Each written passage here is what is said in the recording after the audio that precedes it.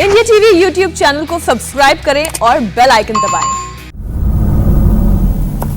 स्वागत है आप सभी का। मैं हूं सौरभ शर्मा और आप इंडिया टीवी पर देख रहे हैं जीतेगा इंडिया हारेगा कोरोना। आज सुबह से लगातार कोरोना काल में कई ऐसे लोग हैं, खासकर सेलिब्रिटीज, जिनकी बात लोग सुनते हैं, सुनना चाहते हैं। इनको लाखों करोड़ों लोग देखते हैं, इनकी एडवाइस सुनते हैं, मानते हैं। ऐसी एक शख्स है अनुपम खेर। अनुपम खेर के कई करीबियों ने पिछले साल कोरोना को मात भी दी। उनके अपने परिवार में ये संक्रमण हुआ था और अनुपम खेर खुद अगर उनकी बात करें तो बहुत ही पॉजिटिव शख्स हैं। इनके कई कोर्स बहुत मशहूर हैं। ये कहते हैं कुछ भी हो सकता है, दुनिया में सब कुछ मुमकिन है। लाइफ कोच की भूमिका में है, मोटिवेटर हैं।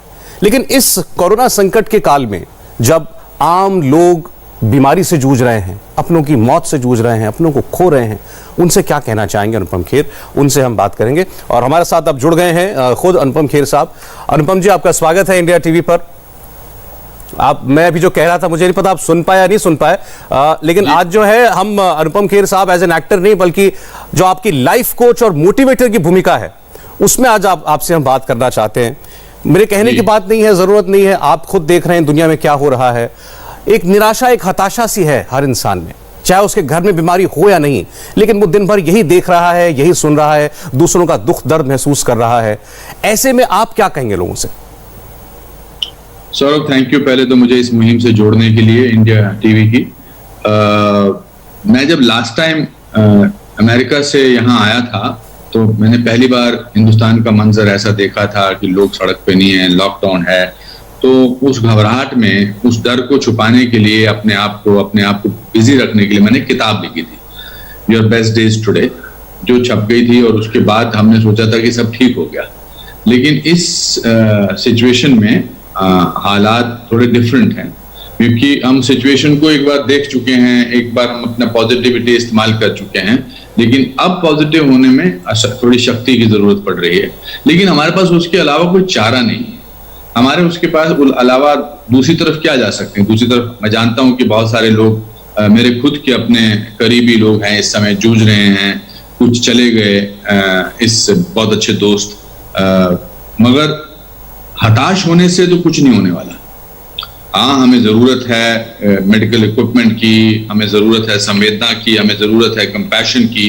लेकिन फिर भी हमें अपने मुहिम को आगे बढ़ाना है। हमें अपने इस बारे में जरूर सोचना है कि इस लड़ाई को या हमें जीतना है। इस कोरोना वायरस की बीमारी को हमें भगाना है, जिसका अपना एक सिस्टम है, अपना एक तरीका है। सरकार अपना काम करेगी, नागरिक अपना काम करेंगे, मगर हिम्मत नहीं हारनी।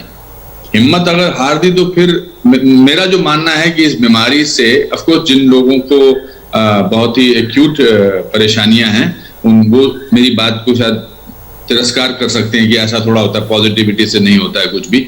मगर मैंने ऐसे बहुत सारे पेशेंट्स देखे हैं जो पॉजिटिव रह के ठीक हुए हैं।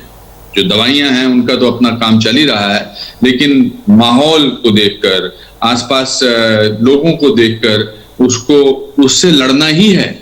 और आने वाली पुश्तों को हमें बताना ही है कि कैसे हिंदुस्तानियों ने, भारतीयों ने इस मुश्किल की घड़ी में साथ होकर कैसे हमने इस जंग से लड़ाई की थी और फिर जीत हासिल की थी।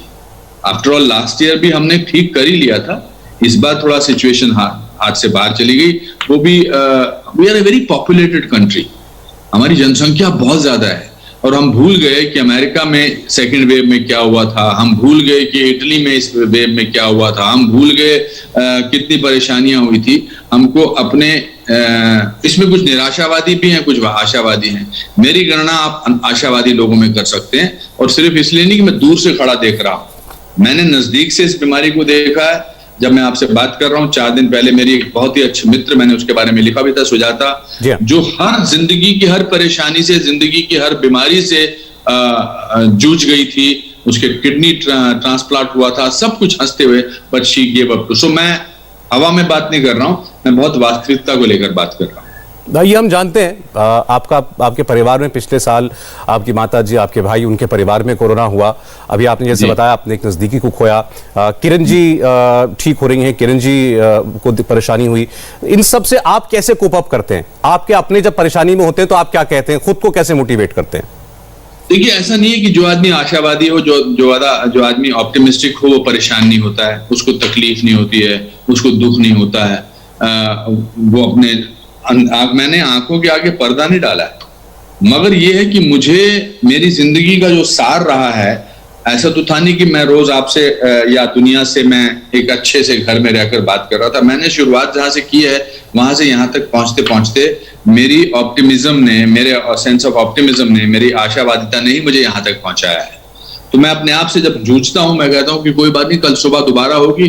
गम की अंधेरी रात में दिल को न बेकरार कर, सुबह जरूर आएगी, सुबह का इंतजार कर।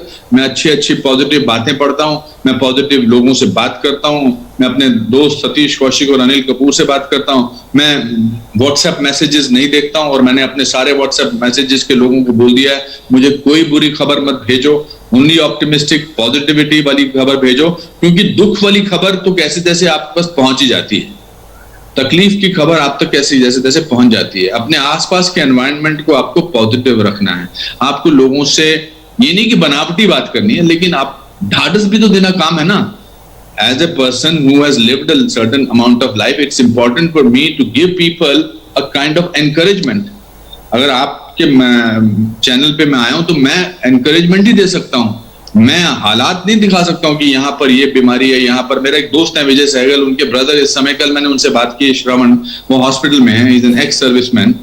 वो मेरे से बात करते करते फूट फूट कर रोने लग गए, इसलिए नहीं कि वो घबराए हुए थे, इज एन फौजी घबरा, मगर उनको मेरा फोन करना बहुत अच्छा भाया, और मैंने कहा कि कैसे हो आप, फिक्र मत करो, सब ठीक हो जाएगा। हमें फोन उठाकर लोगों को सिर्फ यही कहना है, चाहे वो कोरोना से संक्रमित हैं या नहीं है, कि सब ठीक हो जाएगा, सब ठीक हो जाएगा का मैसेज हमें बार बार लोगों को देना ही देना है, बताना ही है कि सब कुछ ठीक हो जाएगा, बिकॉज वही हम कर सकते हैं।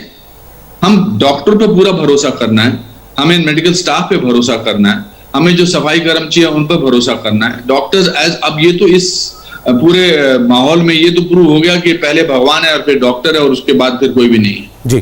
तो मैं तो उनके बारे में भी सोचता हूँ, बेचारे जो डॉक्टर्स जो हैं, जो मेडिकल स्टाफ हैं, जो इससे रोज जूझ रहे हैं। मैं तो डॉक्टर से भी बात करता हूँ, मैं पेशेंट से भी बात करता हूँ, या जिनके घर पे कोई भी इस तरह का नहीं, मैं उनसे भी बात करता हूँ। हमारा एक एक्टर अनिरुद्ध करके था, मेरे साथ काम कर रहा था भोपाल में, सडनली उसको भोपाल से जब निकल रहा था उसको पता लगा, he was almost on the death bed, but he came out.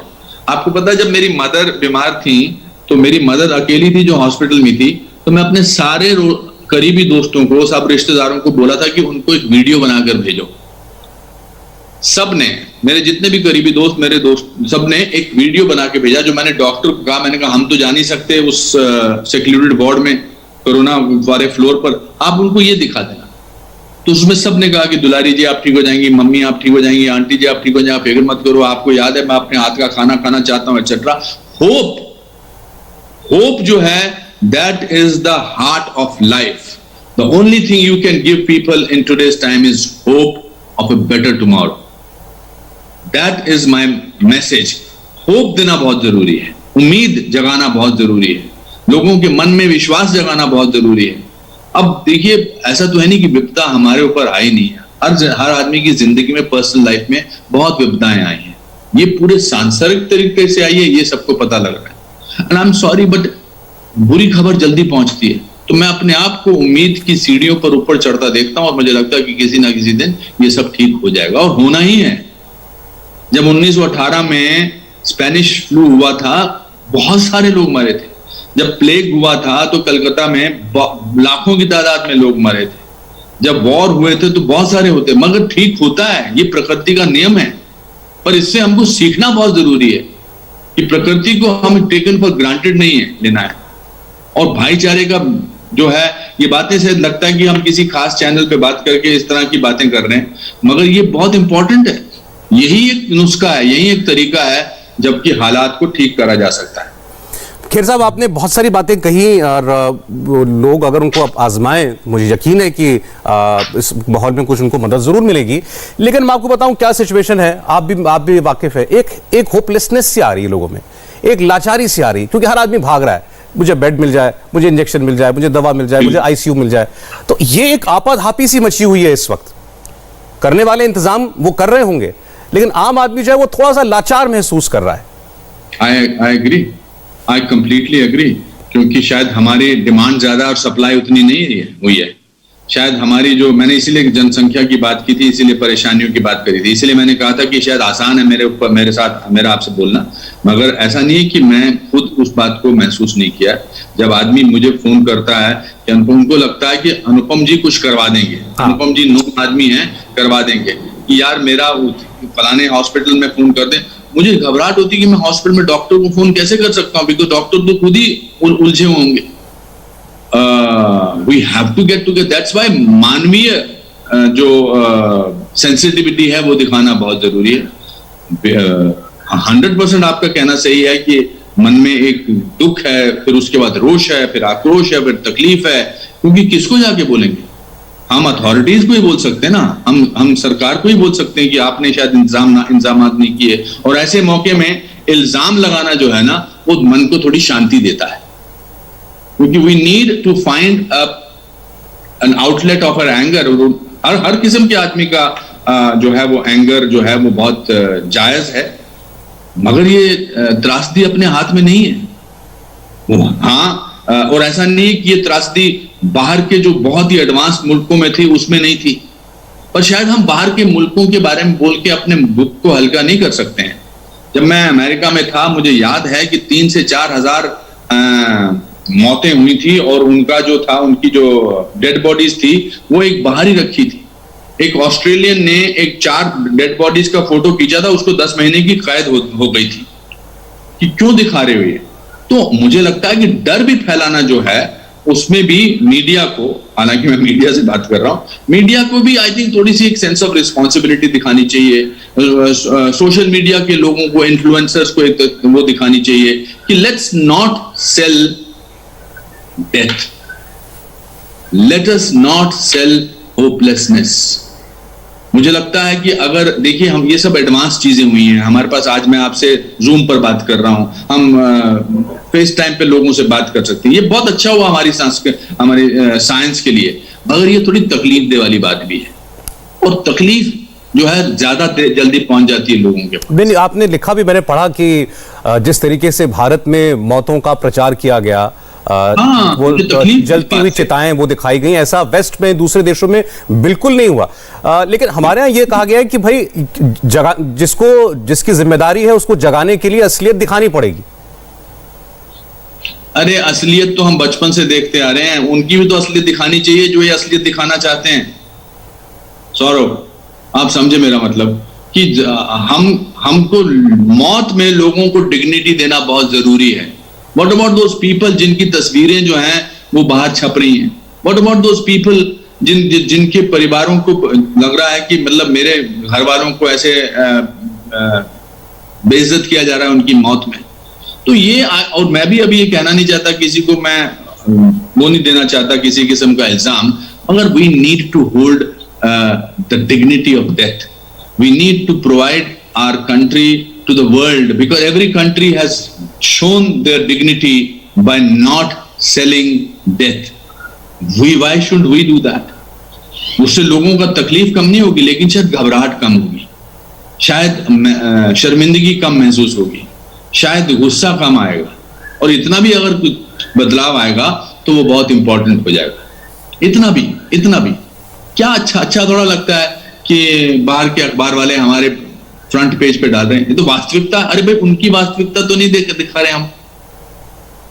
उससे ये नहीं मैं कह रहा कि उससे हमारी तकलीफ, हमारा रोष, हमारा आक्रोश, हमारा गुस्सा कम हो जाना चाहिए, नहीं, ये एक पहलू है। हमें इस समय the only thing we should feel for each other is compassion, is solidarity, is also trying to show that this too shall pass. ये भी खत्म हो जाएगा। खेर साहब, आप जब लोगों को एडवाइस करते हैं, जब आप लाइफ कोच की भूमिका में होते हैं, तो आप देखते होंगे कि वो लोग अलग अलग इमोशन से गुजर रहे हैं। आजकल एक इमोशन लोगों में गिल्ट का भी आ गया है कि मैं किसी के लिए कुछ कर नहीं पा रहा। मैं, जैसे आपने कहा कि किसी ने कहा मेरी मदद कर दो, तो कई बार नहीं कर पाते आदमी, तो जब वो अपनों को देखता है कि भाई अपनों को ही मैं सहारा नहीं दे पा रहा हूं, तो एक गिल्ट आता है अंदर से। गिल्ट को कैसे डील करें? देखिए, गिल्ट इज बहुत जायज है। एक तो गिल्ट आता है जो अंदर से, एक जो है वो सामने वाला महसूस कराता है कि मैंने ये किया है तूने क्या किया। आई थिंक कभी कभी जो कुछ करना होता है, प्रार्थना करना भी एक अपने आप में कुछ करना है। किसी को फोन उठा के ये पूछना कि तुम कैसे हो भाई, वो भी अपने आप में कुछ करना है। जरूरी नहीं है हर चीज जो है वो नापी तोली जाए किसी मात्रा में कि कुछ मैंने किया है। अब बहुत सारे लोग मुझे पूछते हैं कि अनुपम साहब आपने क्या किया है, तो मैं उनको ये कहता हूं मैंने लोगों का ढाढ़स बंधाया है, मैंने लोगों को एक साथ जोड़ने की कोशिश करी है, और जो अपने तरीके से मैं करना चाहता हूं या जो करने वाला हूं वो अलग बात है। तो पर गिल्ट को महसूस तभी, देखिए अगर सच है तो गिल्ट सच्ची है, अगर सच नहीं है तो गिल्ट की जगह कुछ करना है। Life is about doing, not about thinking. Life हर चीज, हर जिंदगी, हम सुबह उठते हैं, आप स्टूडियो में जाते हैं या घर से हैंडल करते हैं, अगर आप यही सोचते रह जाएं कि यार मैं नहीं कर सकता हूं, मैं अपने आप को बचा, what about all those millions of health workers, वो उनको क्या अपनी जिंदगी, क्या उनके माँ बाप नहीं है, क्या उनकी बीवियां नहीं है, क्या उनके बच्चे नहीं है, क्या वो किसी के भाई नहीं है या बहनें नहीं है, वो अपना काम पूरा करते हैं। गिल्ट तभी आपको होती है जब आप कुछ करने में असमर्थ होते हैं, और किसी की हेल्प करने के लिए आपको किसी भी किस्म की फिजिकल लेबर की जरूरत नहीं होती है। सोचना भी जो है वो अपने आप में, मैंने जैसे बताया ना, किसी को फोन करना, किसी को अच्छी खबर देना, किसी की मदद कर देना। बनारस में एक साहब हैं जो रोज, या गुरुद्वारे में कितने सारे लोग हैं जो रोज लंगर लोगों को दिए जा रहे हैं, खाना खिला रहे हैं, किसी के रक्षा कर रहे हैं, किसी के साथ सिर्फ मुस्कुरा रहे हैं, किसी के बच्चे संभाल रहे हैं, या किसी को प्यार दे रहे हैं, वो भी है। गिल्ट आपको तभी होगी जब when you are right, when they are right about yourself or you are right about yourself. Otherwise, right now postpone your guilt and do something for somebody. Postpone it. और यहाँ इस पूरी सिचुएशन में मानसिक जो है वो मेंटल हेल्थ का भी बहुत ध्यान करना पड़ेगा हमको। Next step will be that we must work for the mental stability and the mental health of people, because mental health पर बहुत फर्क पड़ेगा। बहुत सारे लोग अकेले रह रहे हैं, बहुत सारे लोगों के आसपास कोई नहीं है, बहुत सारे लोगों के बच्चे इधर उधर कहीं ठहरे हुए हैं, बहुत सारे लोगों के पास जो है वो कहना आसान है कि क्वारंटीन कर रहे हैं, मगर वो क्वारंटीन अपने आप के साथ 24 घंटे, और अजीब, आज थोड़ी सी खराश होती है तो आदमी की जान निकल जाती है। जी हाँ, बिल्कुल। हर वक्त ऐसा लगता है कि बस ये बीमारी आ गई, जरा सा भी कुछ हो तो इमीडिएटली, चाहे उसका खराश हो, चाहे आपको घुटने में दर्द हो, और कनेक्शन वही लगता है, कनेक्शन वही लगता है। बट गीता की बात याद आती है ना, कर्म किए जा फल की इच्छा मत कर। I feel that it's important to do things, it's important to, मुझे ये लगता है जब ये सब ठीक हो जाएगा तो we will be a better place to live, because हम इतनी ज्यादा सामूहिक तौर से हमने इतनी ज्यादा चीजें महसूस की हैं कि धीरे धीरे हमें लगेगा कि हमें अपने आप को बदलना है। खेर साहब, आप नहीं बताएंगे, जैसा भी आप बात कर रहे थे कि हर आदमी कुछ ना कुछ तो कर ही सकता है, तो अनुपम खेर फाउंडेशन चलाते हैं, और उसके जरिए वो अभी आज के हालात में लोगों की मदद करने की कोशिश कर रहे हैं, और आपने मेरे ख्याल में वॉलंटियर्स को भी आह्वान किया है कि वो आएं और जुड़ें आपके साथ। थोड़ा अगर बता सके अपने इनिशिएटिव के बारे में। हमारा जो फाउंडेशन है, अनुपम खेर फाउंडेशन, वो बेसिकली बच्चों के लिए है। 2008 में इसको हमने एस्टैब्लिश किया था। बहुत सारे जो बच्चे जो अंडर प्रिविलेज्ड बच्चे हैं उनके लिए करते हैं, मगर अब हमने एक नया जो इस मौजूदा हालात को रखते हुए एक नया मंडे से हम एक पूरा एक अभियान शुरू कर रहे हैं। It is called project heal India, और उसमें हमें अलग अलग शहरों में, अलग अलग देशों के शहरों में लोगों की जरूरत पड़ेगी। बहुत सारी चीजें पहुंचाना चाहता है, वो अलग से एक पूरा टॉपिक है, मगर वो आपको खुशी होगी, will be very happy and very proud of Anupam Kher foundation that हम भी एक छोटा सा प्रयास कर रहे हैं। और यू विल बी सरप्राइज कि हमें कम से कम 300 से ज्यादा लोगों ने अप्लाई किया है उस वॉलंटियर होने के लिए। तो इसका मतलब लोग हेल्प करने को तैयार है जी। 300 लोग एक छोटे से समय में जो अपने आप को वॉलंटियर बनाना चाहते हैं अनुपम खेर फाउंडेशन के, और न केवल हिंदुस्तान से बल्कि हर एक, और हमने सबको कांटेक्ट किया है। And from Monday when we start that whole अभियान जो प्रोजेक्ट हील इंडिया है, तो आपको उसकी सारी जानकारी मिलेगी। तो हम लोग पूरी तरह आपके साथ हैं। अनुपम साहब, जाते जाते, क्योंकि मैंने देखा था ट्विटर पर आपने रामधारी सिंह दिनकर जी की एक कविता वो शेयर की थी, और उसके बोल जो हैं वो आज हर किसी को मुझे लगता है थोड़ी सी राहत और सुकून और हौसला देंगे।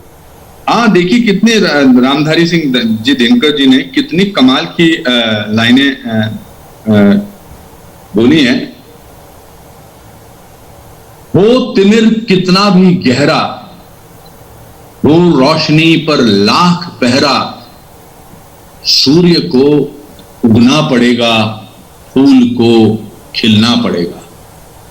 हो समय कितना भी भारी, हमने ना उम्मीद हारी, दर्द को झुकना पड़ेगा, रंज को रुकना पड़ेगा। सब थके हैं, सब थके हैं, सब अकेले, लेकिन फिर भी आएंगे मेले। साथ ही लड़ना पड़ेगा, साथ ही चलना पड़ेगा। हो तिमिर कितना भी गहरा, हो रोशनी पर लाख पहरा, सूर्य को उगना पड़ेगा, फूल को खिलना पड़ेगा। यही है जो मैंने आपसे उम्मीद की बात की थी, यही है वो उम्मीद। यकीनन अनुपम खेर साहब, और हमेशा की तरह आपसे बात करके हर किसी ने पॉजिटिविटी महसूस की होगी आपको सुन के। नाउमीदी पर उम्मीद जीतेगी, मौत पर जिंदगी जीतेगी, और ये अंधेरा छटेगा जैसा आपने कहा उम्मीद के साथ। बहुत बहुत शुक्रिया करते हैं आपका। Thank you sir, thank you so much. Thank you so much. तो इंडिया टीवी पर कोरोना के खिलाफ हौसला बढ़ाने वाला हमारा ये अभियान, हमारे कॉन्क्लेव जारी है। थोड़ी देर के बाद शाम 5:30 बजे इंडिया टीवी की इस खास मुहिम में जुड़ने वाले हैं दिल्ली के पुलिस कमिश्नर SN श्रीवास्तव।